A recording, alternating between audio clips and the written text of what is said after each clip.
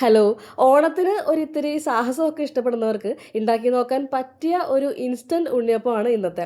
Unniyappams without ഉണ്ണിയപ്പച്ചട്ടി.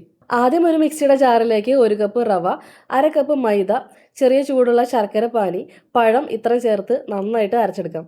ഇനി അതിലേക്ക് ഒരു 1/4 ടീസ്പൂൺ ഇൻസ്റ്റന്റ് ഈസ്റ്റും കൂടി ആഡ് ചെയ്ത് കൊടുക്കാം. ഈ ഈസ്റ്റ് ഒന്ന് വർക്ക് ചെയ്യാൻ വേണ്ടിയിട്ടാണ് കേട്ടോ ശർക്കരപ്പാനി ഇളം ചൂടിൽ എടുക്കുന്നത്. ചെറിയ ജീരകവും ഏലക്കത്തരിയും കുറച്ച് പഞ്ചസാര ചേർത്ത് നന്നായിട്ട് പൊടിച്ചെടുക്കാം. എന്നിട്ട് അതും ഇതിലേക്ക് ചേർത്തിട്ട് നന്നായിട്ട് മിക്സ് ചെയ്തെടുക്കാം. ബാറ്റർ ഇതേ ഈ ഒരു കൺസിസ്റ്റൻസിയിലാണുള്ളതും സാധാരണ ഉണ്ണിയപ്പത്തിൻ്റെ ഒക്കെ പോലെ. ഇനി നെയ്യിൽ കുറച്ച് തേങ്ങാക്കൊത്തും ടേസ്റ്റിന് വേണ്ടി കുറച്ച് തേങ്ങ ചിരവിയതും കറുത്ത എള്ളും കൂടെ വറുത്തെടുക്കാം. ഒരു ഗോൾഡൻ ബ്രൗൺ ഷെയ്ഡ് ആവണ വരെയാണ് വറുക്കേണ്ടത്. ഇനി ഇത് ഉണ്ണിയപ്പം മിക്സിലേക്ക് ആഡ് ചെയ്ത് നന്നായിട്ട് മിക്സ് ചെയ്ത് ചേർക്കാം. ഇനിയുള്ള സ്റ്റെപ്സിനാണ് മനസാന്നിധ്യം വേണ്ടത്. ഒരു അടി കെട്ടിയുള്ള പാത്രത്തിൽ വെളിച്ചെണ്ണ ചൂടായി കഴിയുമ്പോൾ ഒട്ടും ഈർപ്പമില്ലാത്ത ചെറിയ കുഴിവുള്ള ഒരു തവി അതിലേക്ക് ഇറക്കി വയ്ക്കാം.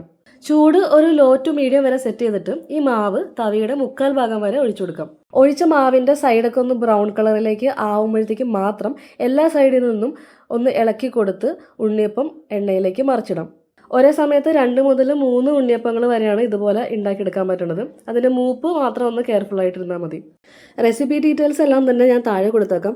ഇല്ലെങ്കിൽ സാധാരണ ഏതൊരു ഉണ്ണിയപ്പത്തിൻ്റെ മാവ് വെച്ചിട്ടും ഇതുപോലെ ഉണ്ടാക്കി നോക്കാം. അപ്പോൾ ഉണ്ണിയപ്പച്ചട്ടി ഇല്ലാതെയും ഉണ്ണിയപ്പം ഉണ്ടാക്കിയെടുക്കുന്ന ഈ ഒരു രീതി എല്ലാവർക്കും ഇഷ്ടപ്പെട്ടു എന്ന് ഞാൻ വിചാരിക്കണം.